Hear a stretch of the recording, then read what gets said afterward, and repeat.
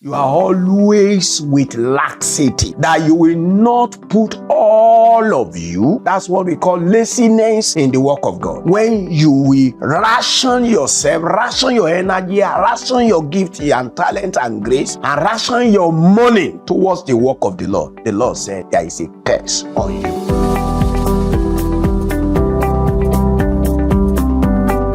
Lord, we appreciate you for your goodness. Be thou exalted, Lord. Oh God, for your care. Thank you, Lord. We ask that you will send your word again, and Lord, confirm your word with signs, miracles, and wonders. Thank you because you have done it. In Jesus' name we pray. Amen. Yeah, beloved, I want to speak finally on the issue of the trouble of life. I want to talk about the trouble of curses. The trouble of curses. Yeah. It's also one of the peculiar problems of humanity, one of the peculiar troubles of life. Yeah, not all human beings are under curses, but majority, they have, and they are living their lives in hardship, untold hardship because of curses. Now, turn your Bible with me to the book of Psalm 109, verses 17 to 20. Psalm 109, verses 17 to 20. He loved to curse others, so those curses have come upon him.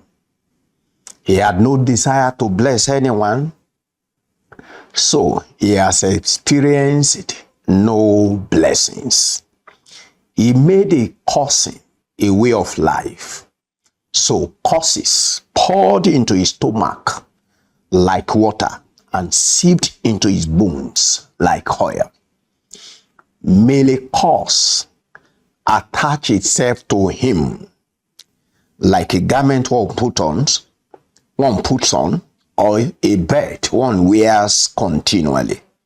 May the Lord repay my accusers in this way, those who say evil things about me. May the Lord bless the reading of his word in the name of Jesus.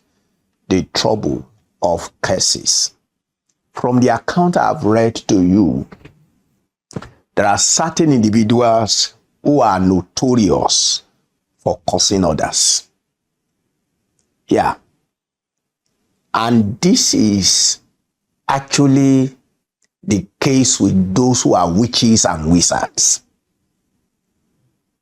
Wicked men delight in cursing their fellow human being. In fact, according to this word of God, there are some people among us, and now I say among us, among human beings, even some of them claim to be born again, some of them claim to be men of God or women of God, but they are notorious in cursing others. The word of God says they love to curse others. And those curses, according to the word of God, come upon them. Because they have no desire to bless anyone, so they don't experience blessings. That's why Jesus Christ told us his disciples that bless and curse not. Now, the Bible says he made cursing a way of life. So curses poured into his stomach like water. Now, why am I coming this way? It's just to warn those of you that you are found of cursing others, that you have to desist from it. Beloved brothers and sisters, when we talk about the trouble of curses, there are curses that come from both God and man that trouble humanity. There are myriads of people who are subjugated to a life of untold hardship just because of the curses operating on them. When you read Genesis, the first time that God will curse human being is in Genesis chapter 3, verses 15 to 19. Curses from God is as a result of sin, disobedience. It's a consequence of disobedience. In Genesis 4:11, God cursed Cain. And in Genesis 9:25, we see Noah cursing one of his children. And in Genesis 49:7 also, we see Jacob placing a curse on one of his sons just because of his misbehavior to him. And when you read Deuteronomy chapter 28, verses 15 to 45, you see the list of curses that God listed as consequences for disobedience to his word. In Joshua chapter 9, verse 23, we see Joshua himself place a curse on the Gibeonites because they deceived him. And in 2 Kings chapter 5, verse 27, we see prophet Elisha cursed Gehazi because he went after the wealth of Naaman that God did not allow Elisha to take. And in Mark chapter 11, verse 21, we see our Lord Jesus Christ himself. He placed a curse upon a fig tree, and the fig tree dried. Now, curse is a peculiar trouble to those who are cursed. Now, when we talk about those who are cursed, we have three categories of men. We have people who curse themselves. Yeah, certain people, they don't curse people. They even put themselves under a curse. In Nehemiah chapter 10, verse 29, you see certain men, they place a curse on themselves. And we saw Peter in Matthew 26, verse 74 also, cursing himself because he was accused that he was also a disciple of Jesus, and he denied. So, some people, they are under their own personal curse that they have invoked on them. That is the first set of those who are cursed.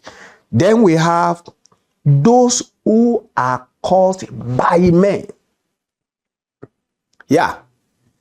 And they are being troubled by that curse. In Joshua chapter 6, verse 26, when Joshua defeated Jericho, he placed a curse. He said, whoever that tried to build the wall of Jericho will lay the foundation with his firstborn, and we finish the project with his lastborn. And that was the experience of the person who ventured into it many years after. Now, in Job chapter 31, verse 30, you see Job saying, no, me, I don't invoke curses on people. And you see in Proverbs 11:26 and Proverbs 24:24, certain men curse their fellow and they are being troubled by such curses. The last set of accursed people is those who are cursed by God. We have people who operate under the curses of God. And I need to let you know this so that you can quickly repent. Let me show you in Proverbs chapter 3:33. Proverbs 3:33. The accursed of God. God says, the Lord's curse is on the household of the wicked. If you are a wicked person, the curse of the Lord is upon you. So if you want that curse to be lifted, you have to repent from wickedness. In that same Proverbs 17 and verse 13, there is another accursed of God. People are cursed by God. He said, as for the one, Proverbs 17:13, as for the one who repays evil for good, evil will not leave his house. That's not a blessing, that's a curse. And that is pronounced by God. Now, if you are the type that you repay good with evil, the word of God says, evil will not leave your house. Meaning that when we talk about the trouble of curses, sometimes some of us living now, that we are operating, that our lives are under curses, that your life is under curses, it is not because of your personal sin, but because of the wickedness of your father. That's why we have generational curses. We have our central curses. Unless you come to Christ and you trace such things in your life and you eradicate, you erase by the power of the cross and by the power in the blood of Jesus Christ to render such evil non-effective in your life. This is, as for the one who repays evil for good, evil will not leave the house. So the house is not the building. It is the descendant, the dynasty of that person's, of that wicked man who pays good with evil. Now, let me show you another curse of God. Those who were cursed by God. In Jeremiah 17:5, if you are the type that you don't trust God, the Bible says, cursed be the man who trusts not in God. Yeah. Now, and this is for those of us who believe in Christ and who have God as our Father, that you become an accursed of God when you do not trust God. The Lord says, I will put a curse on people who trust in mere human beings. Those of you that you trust human beings, that you always want your help to come from abroad and not from above. God said, I will put a curse. A curse be the man that trusts not in God, but trust in human being, who depend on mere flesh and blood for their strength, and whose hearts have turned away from the Lord. That is another curse of God. Then follow me again to Jeremiah 48 and verse number 10. Jeremiah 48, still the book of Jeremiah. I'm showing you people that are cursed by God and their lives, they are still under the curse of God. Verse 10, 48:10. A curse on anyone who is lax in doing the Lord's work. That is, if you are lazy in doing God's work, if you are called by God, or you are a child of God in the service of God, you are always with laxity. That you will not put all of you, all that you have, and all that you will have. That's what we call laziness in the work of God.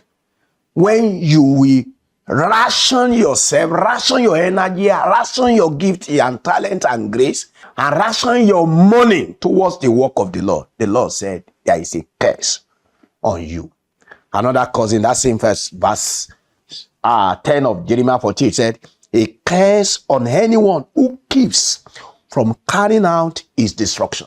Now, when you don't, and this is the word of God, those of us that preaches the word of God, when we spare the sword, anyone who is preaching the word of God, or who only preaches to entertain, who preaches just to impress, those who are preaching the word of God, not faithfully, not discharging divine oracle as they are sent, the Bible says there is a curse of God upon such. Lamentation chapter 3 verse 65. Yeah. Look at the word of God. Give him a distraught heart. May your curse be on them. If you are the type that you trouble the people of God, there is a curse of God upon you. I have shown to you today that there are people who place themselves under curses. There are people who place their fellow men under curses and it troubles them. And there are people who are also under the curse of God. So I am yet to finish to tell you the people who are under the curses of God. I've shown to you that those who are wicked, there is a curse of God upon them. I've shown to you that those who repay good with evil, the curse of God will remain in their house. And those who do not trust God, and those who serve the Lord lazily, there is a curse of God upon them.